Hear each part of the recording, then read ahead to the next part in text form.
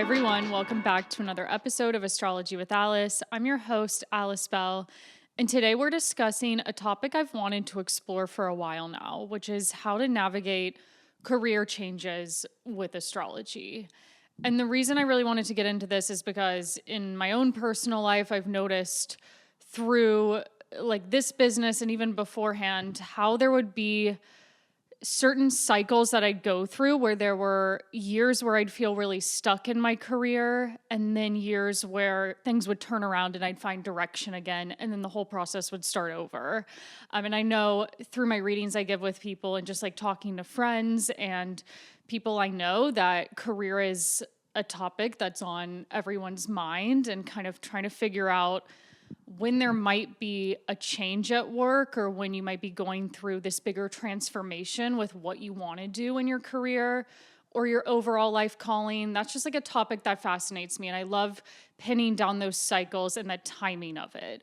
So that's what I want to do in this episode today is explore what transits you should be watching to see when you're being asked to go through a bigger career change. And also when things might feel kind of stagnant or you feel stuck in a role and it might feel like that phase is never going to end for you. But I kind of want to show you how that's not the case. And these cycles come back around every several years and offer you this new opportunity for growth and pivoting at work. So today we're going to be going over important transits to look for when spotting career change in your chart, and also just general planetary cycles that may show when it's time for a reset or even refreshing some aspect of what you're currently doing in your own business or in your role at a company.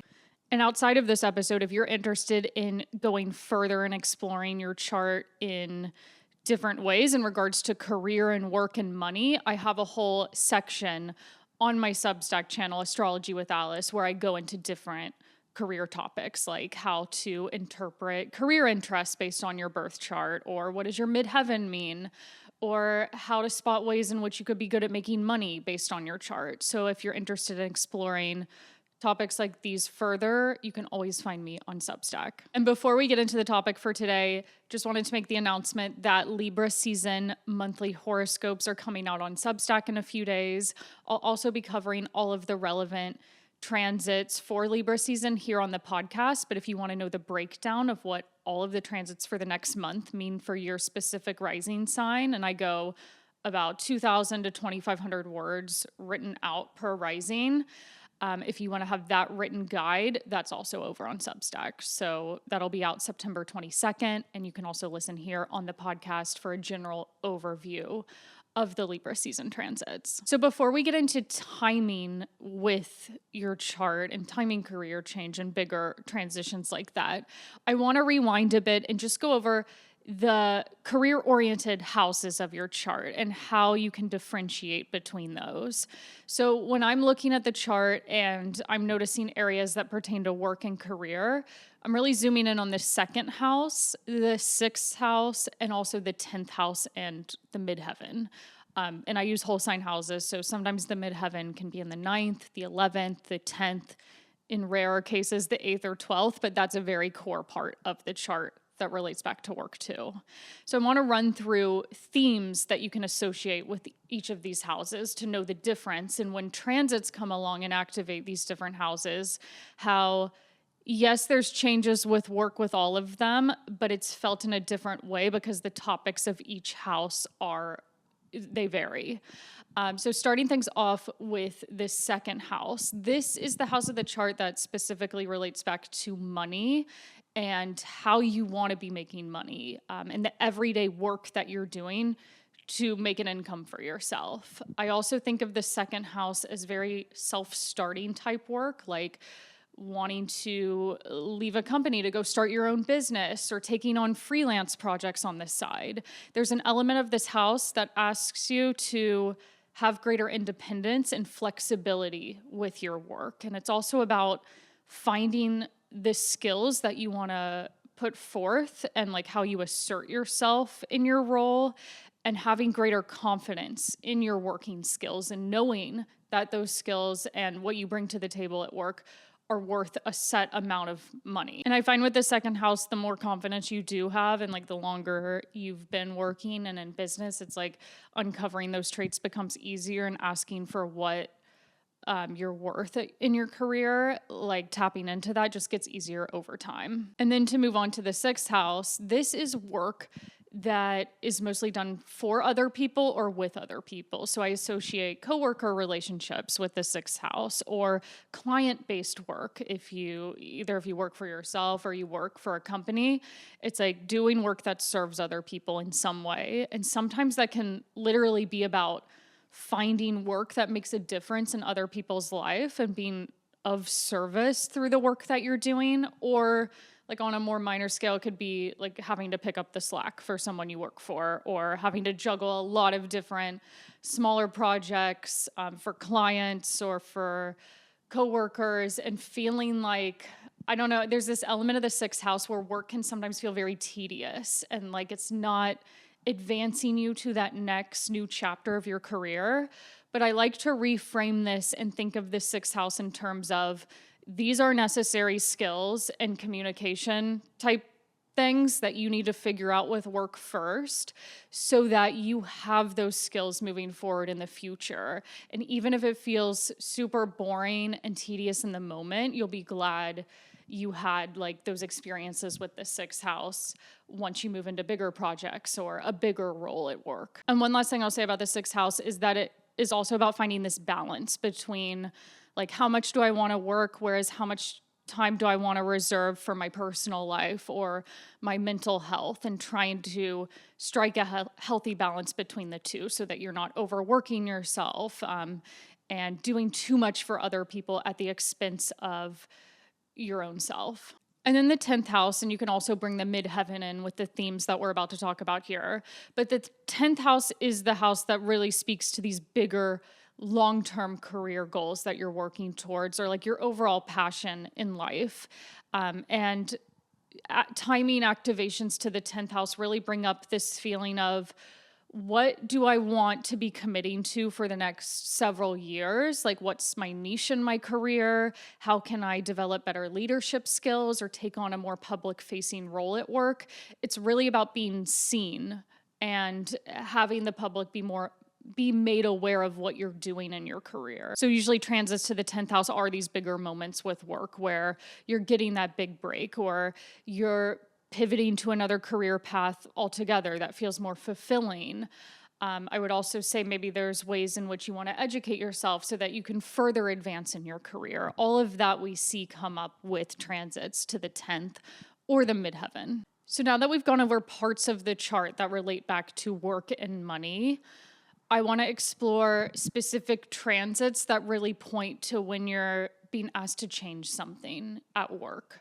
And that could be something more minor, like how you go about your day, like what we talked about with the sixth house, or it could be something a bit more major where you want to leave one career path behind altogether to do something else with your life.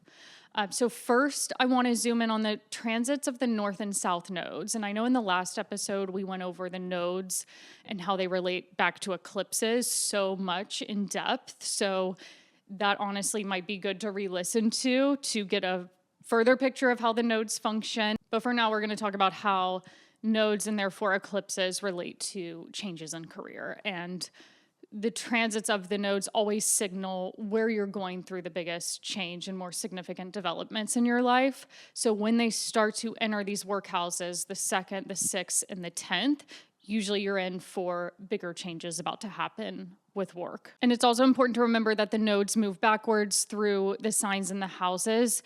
So it can be interesting to look at like, okay, what houses are the nodes transiting through before they make it to one of the career houses. So for instance, before the north and south nodes move into the 2nd and 8th houses, which would signal a time of wanting to maybe start your own business or have greater independence at your job or find ways to bring in extra income for yourself, we have to look back and see, okay, the nodes are coming from the 3rd and 9th houses right before that. So maybe there's necessary education or training that's picked up or skills that are learned, which you then can use to apply to building out something related to business or advancing in your career and making more money for yourself. So yeah, I just gave the explanation of what happens when nodes move through the second and eighth. This has a lot to do with changing of finances and finding alternative sources of income. Or if you already work for yourself, when this transit comes along, there can be something where you have to build something bigger in your business or change up how you structure the way you run your business. And if you have no interest in being self-employed and you're currently at a company, this nodes through the second and eighth, it really brings up this feeling of, do I feel appreciated at my job? Do I feel paid enough? And if not, if there's not room for growth in that way, maybe this is a time to search for new career opportunities that do give you that paycheck you want, or that flexibility, or that, I don't know, even that opening to speak up at team meetings and feel like your ideas are being valued. And then when the nodes move into the 6th and 12th houses, those bring up the topics we just went over with the 6th house, where it's like, okay, maybe there's certain aspects of my routine and my schedule that I want to shift so that I have better balance with work, or how might there be something in my career or another job that I feel like I have a deeper emotional connection to, or I'm making a difference for other people, or just work that feels more meaningful to me. So those can be themes that come up with this nodal transit, but also like looking back, okay, the nodes were in the 1st and 7th houses before they moved over to the 6th and 12th. So maybe there were really important new interests that you started to develop, especially with the 1st house eclipses.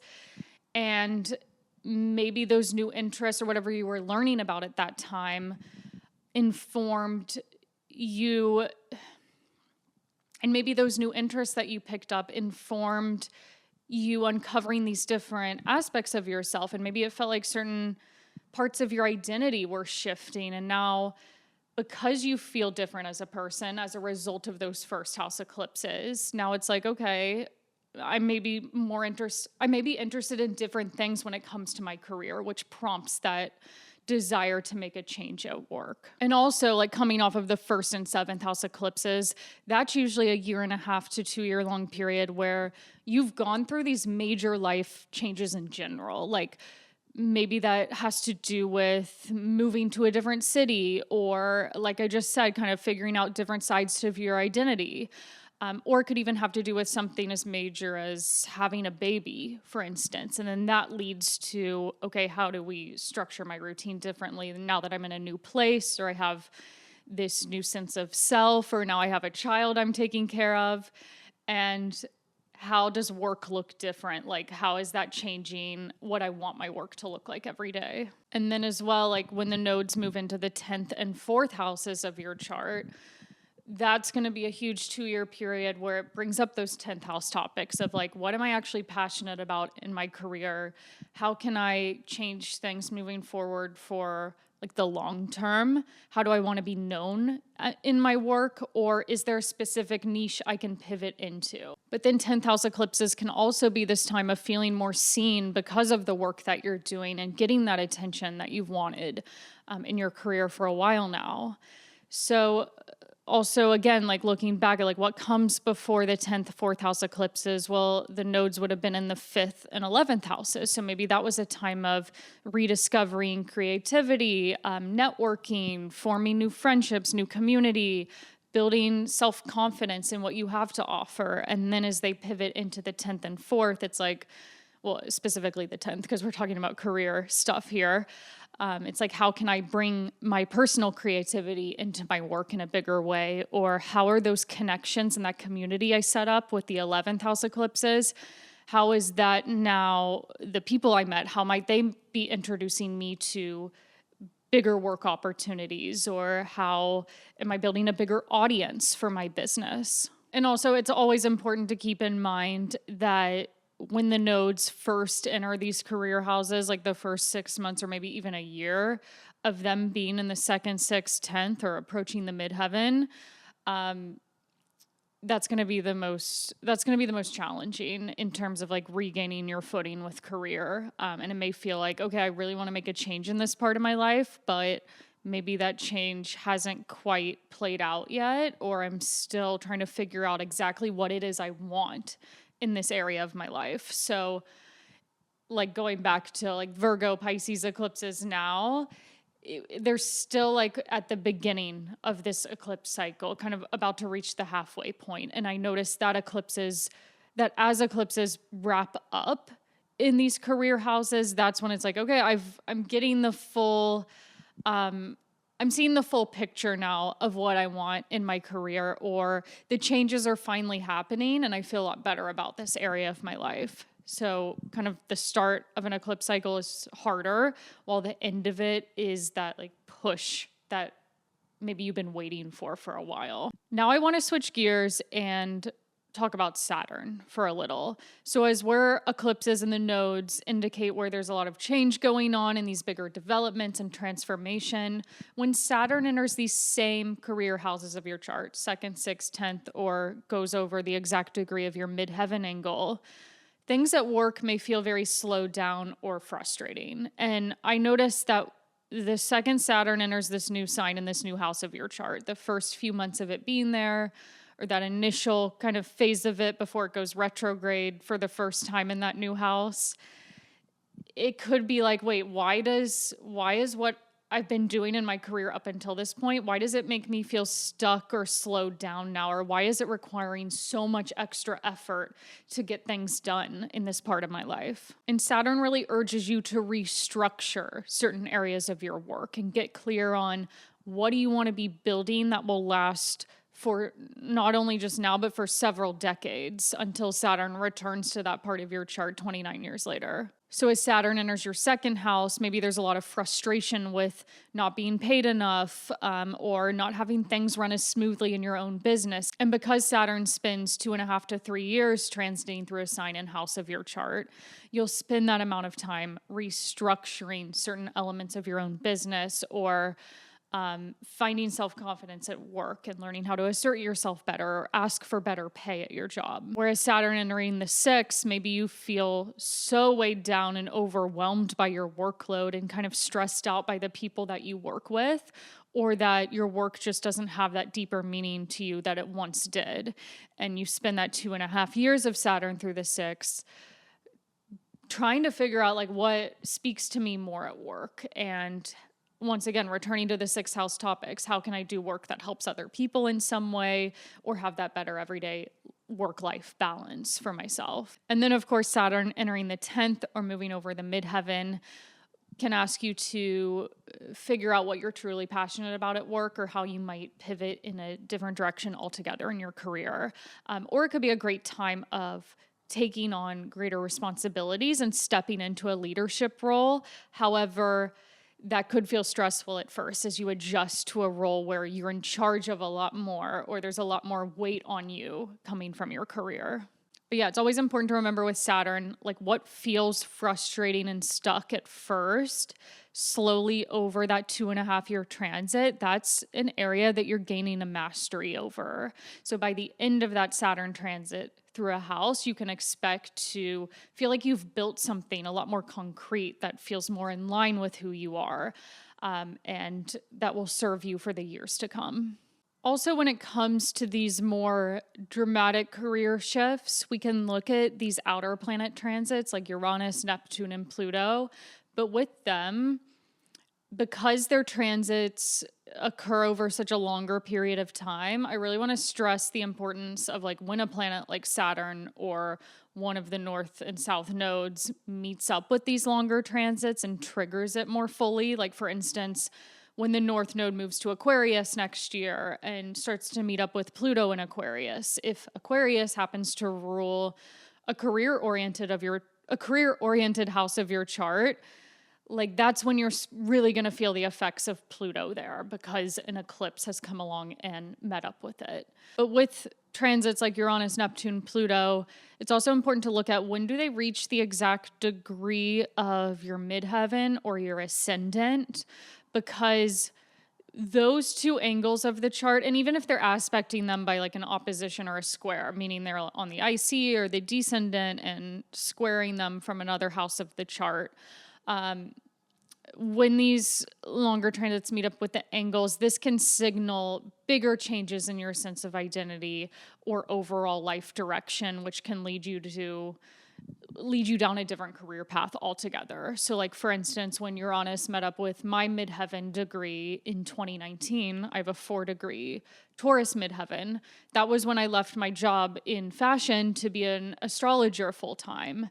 And that was a very sudden change because it's Uranus, which is all about kind of unanticipated events or a series of sudden changes, one after the other. So you're really taking what are the qualities of that longer transit. So with Uranus, it's change. With Neptune, it can be a lot of confusion or dissolving something that once worked but no longer does in order to find something more spiritual or creative. Or with Pluto, it can be totally leaving something behind, like the death of one identity or one career path in order to find something more fulfilling. Or it could be about bringing your personal power into your work.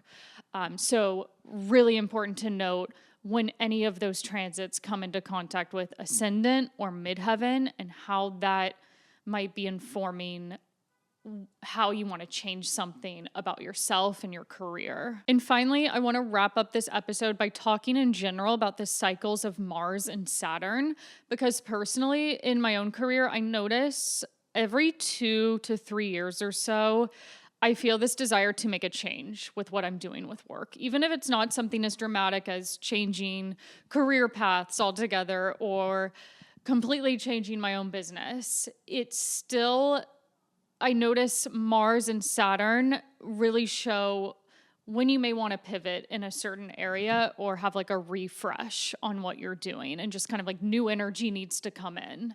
So Mars has a little over 2-year cycle as it makes its way through all 12 signs of the zodiac. So little over 2 years for Mars to return to the same sign and house of your chart.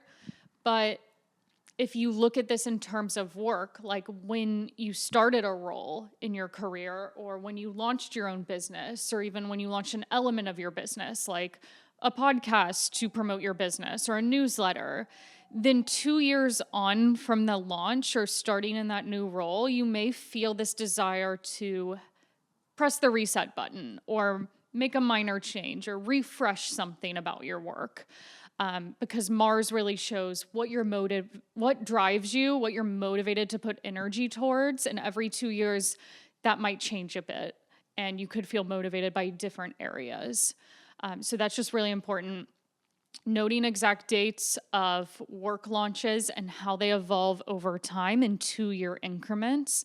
And then we can also take this on a larger scale and look at the cycles of Saturn and how Saturn makes aspects to its natal placement every 7 years. So in work, if you know that you started in a role or started your business in a certain year, then 7 years on from that, and then 7 years after that again, and so on and so forth, there might be this bigger need to restructure something about it in 7-year increments. So it's actually so interesting. I started this astrology business exactly 7 years ago, and this whole year has been about finding ways to restructure my business. And I feel like I'm stepping more into a role of teaching and away from maybe some of the other elements that I used to do in my career. So even though I'm not going anywhere, I'm still an astrologer, I love putting out content, it's like certain elements of my business needed to be restructured at this 7-year marker.